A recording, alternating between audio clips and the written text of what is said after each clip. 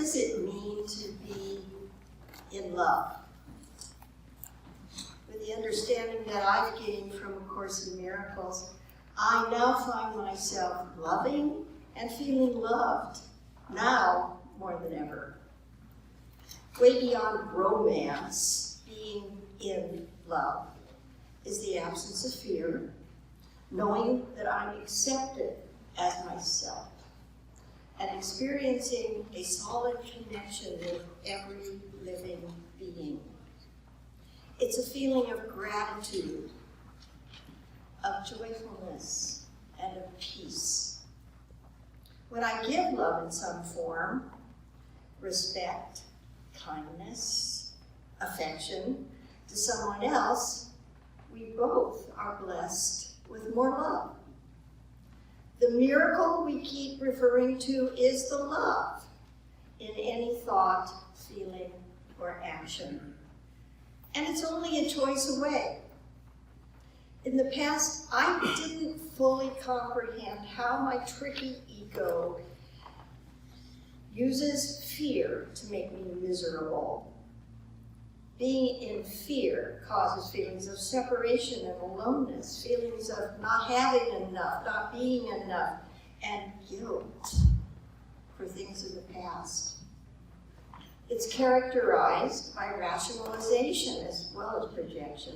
Rationalization being lying to oneself, as well as engaging in painful memories and destructive beliefs.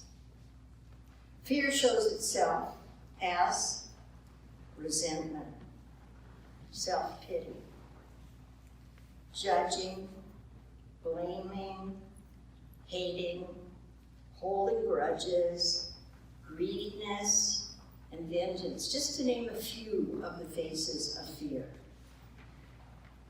We hear about the results of extreme fear all the time in the daily news.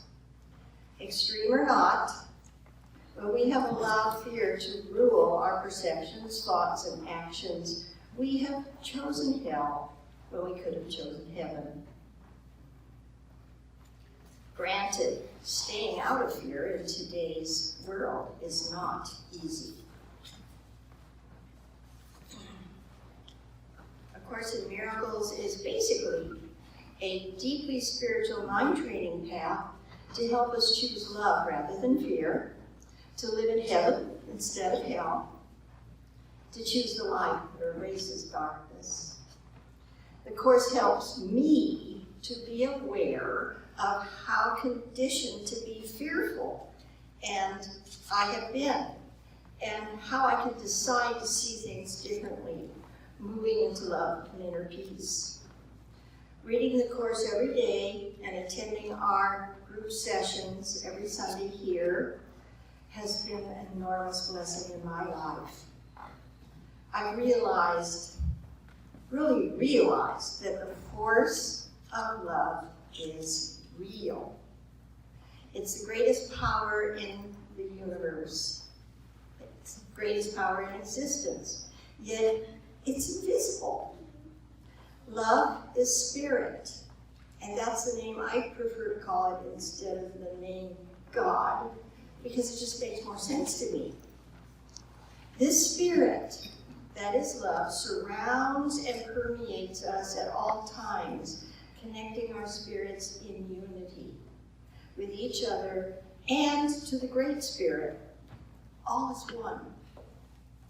When we acknowledge this truth, we know our true identity and our purpose to be conduits of love to this world of form. We move out of love with forgiveness. Let me give you an example that happened in my own life.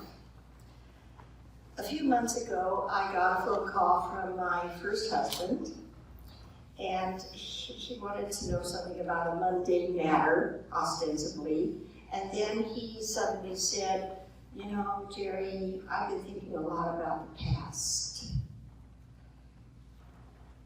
A sarcastic remark for me at that point would have been likely in prior years.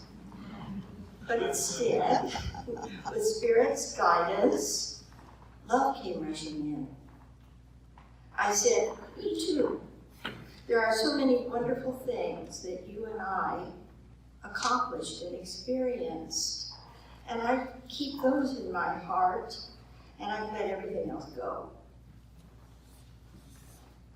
Oh, wow, he said. How great to hear you say that. I've been feeling so guilty. Spirit, through me, responded, just let all that stuff we did to each other go. I have. The truth is, your being in my life and what came from it was a gift. After a moment of silence, he gulped, thanks. The conversation then went on to an upcoming family reunion, which took place later on. All of us, he and I, our sons, our grandchildren, we had a very enjoyable time at the reunion because we were all full of love. Forgiveness set the stage. Note how the forgiveness happened. I didn't even say the word. It was inspired by loving spirit, so it held no judgment. No message of graciousness on my part to pardon him for his misdeeds. The forgiveness was simply letting go and letting love take over. I just let go of all those painful memories because that's all they were. Stuff in my head that I didn't want there anymore. The past is gone. For all practical purposes, none of that stuff ever happened. Not only did I forgive him, I forgave myself. The result, instant love and peace. Finally, here's a short reading from my copy of The Course in Miracles. It's in the preface. Forgiveness is the means by which we will remember who we are. Through forgiveness, the thinking of the world is reversed. The forgiven world becomes the gate of heaven, because by its mercy we can at last forgive ourselves. Holding no one prisoner to guilt, we become free.